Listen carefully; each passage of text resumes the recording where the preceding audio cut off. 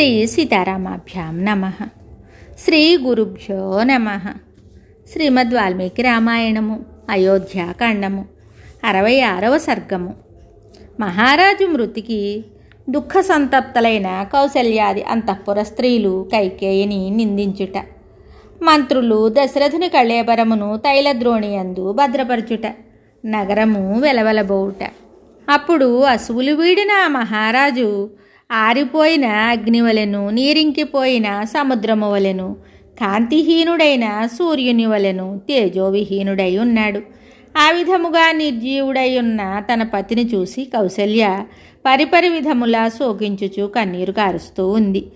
ఆమె తన పతిదేవుని రాజు యొక్క శిరస్సును ఒడిలో చేర్చుకుని కైకేయితోటి ఇలా అంటోంది: ఓ క్రూరురాల, దుర్మార్గురాల కైకేయి, నీ కోరికలు ఈడేరినవి గదా.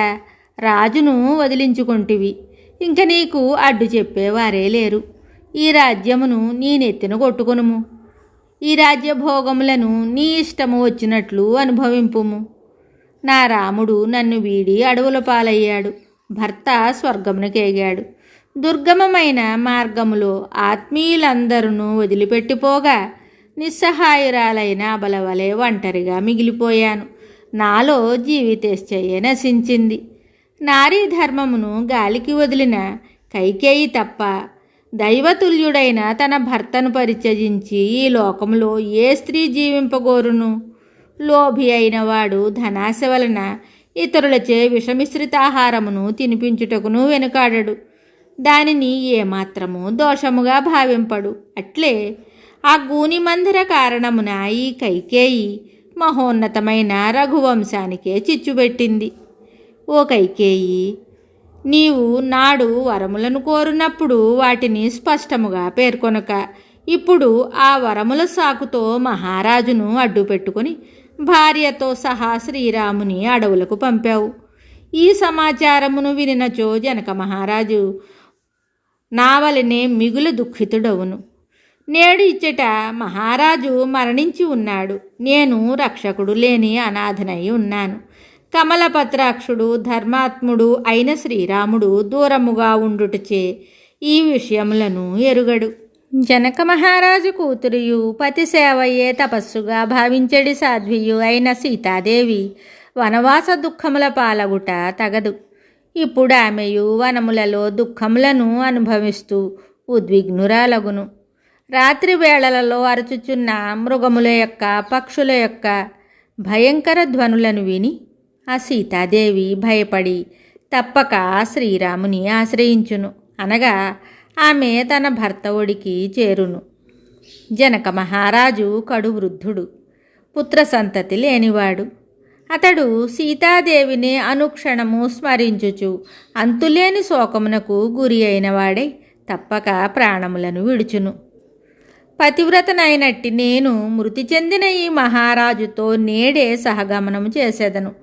ఆయన దేహముతో పాటు నా తనువును కూడా చితాగ్నికి ఆహుతి గావించెదను. పతి కళేబరంపై పడి మిగుల దుఃఖంతో వెలిపించుచున్న కౌసల్య సాధ్విని అతడి పరిచారికలు దూరంగా తీసుకెళ్లారు.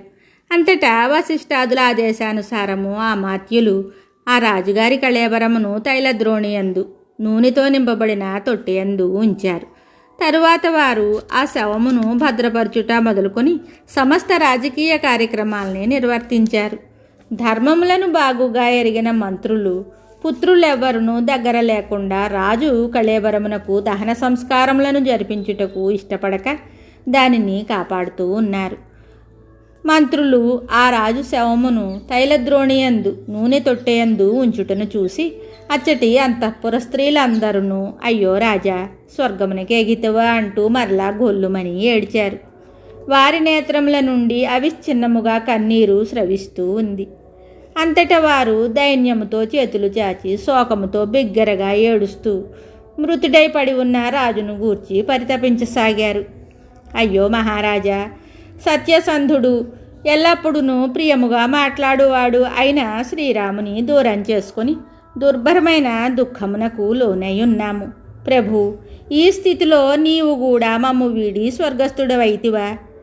శ్రీరాముని ఎడబాటునకు లోనగుటయే కాక ఇప్పుడు మేము పతి మృతితో అనాథలమయ్యాము.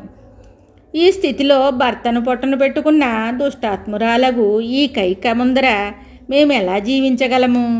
సర్వసమర్థుడును బుద్ధిమంతుడును సకల సద్గుణ సంపన్నుడును అయిన శ్రీరాముడు మాకును నీకును కొండంత అండగా ఉండేవాడు. అట్టి ఆ మహాత్ముడు ఈ రాజ్యలక్ష్మిని విడిచి వనముల పాలయ్యాడు.